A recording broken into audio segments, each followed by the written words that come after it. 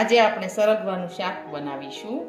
તો સરગવો છે તેને આપણે નાના નાના કટકા કરી લઈશું. આજે આપણે રીંગણા, બટેટા, ટમેટી, સરગવો અને વટાણા આપણે તેનું શાક બનાવીશું. હવે આપણે બધા શાકભાજી છે તેને આપણે સમારી લઈશું. હવે આપણે બધા શાકભાજી છે તેને આપણે સમારી અને ધોઈ અને તૈયાર કરી લીધા છે. હવે આપણે શાક છે તે વઘારી લઈશું. હવે આપણે વઘારવા માટે તેલ છે તે ગરમ કરવા મૂકીશું.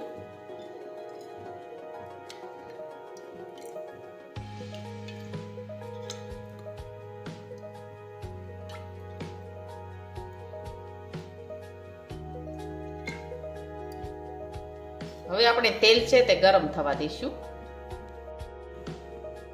હવે આપણું તેલ છે તે ગરમ થઈ ગયું છે. હવે આપણે તેમાં રાઈ અને જીરું નાખી દઈશું.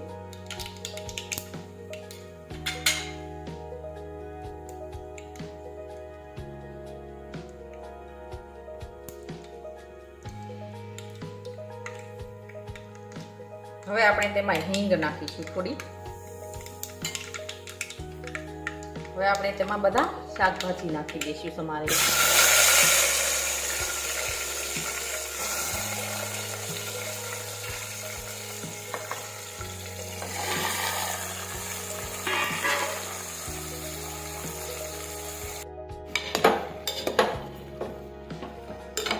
હવે આપણે બધા મસાલા છે તે નાખી દઈશું.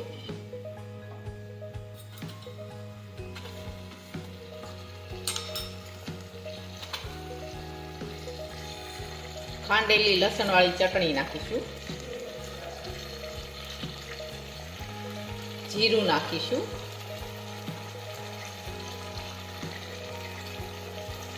હળદર નાખીશું.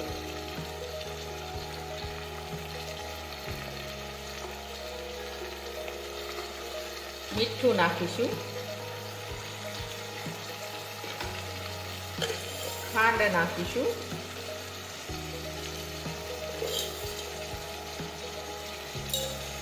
હવે આપણે બધા મસાલા છે તેને આ રીતે આપણે મિક્સ કરી દઈશું.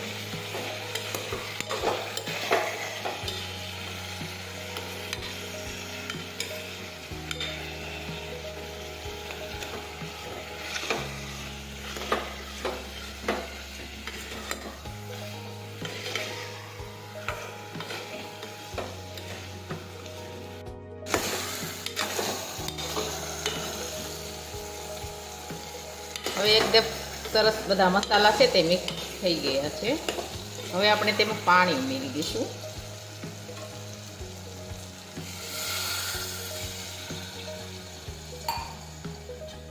ફરી આ રીતે આપણે ફેરવતા જઈશું.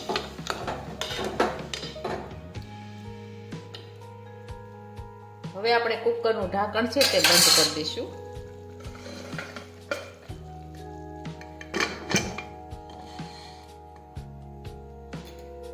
હવે આપણે સડવા દઈશું. હવે આપણું શાક છે તે સડી ગયું છે. હવે આપણે ગેસ છે તે બંધ કરી દઈશું.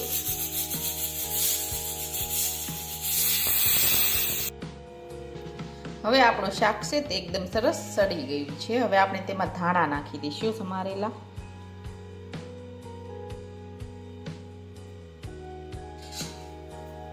હવે આ રીતે આપણે મિક્સ કરી દઈશું.